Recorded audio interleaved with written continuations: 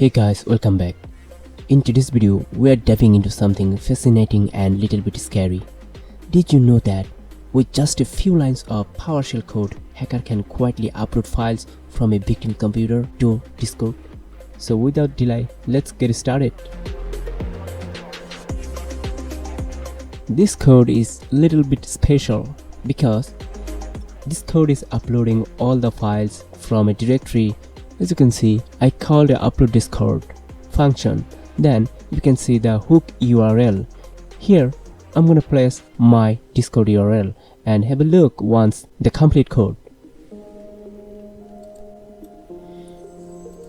First of all, we need a Discord webhook URL. For that, we're gonna go to Discord. Now I'm in my Discord account.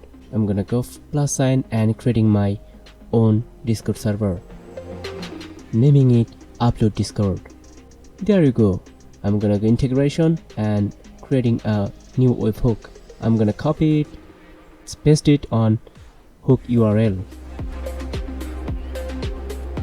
I'm gonna save. As you can see, it's a Discord txt file.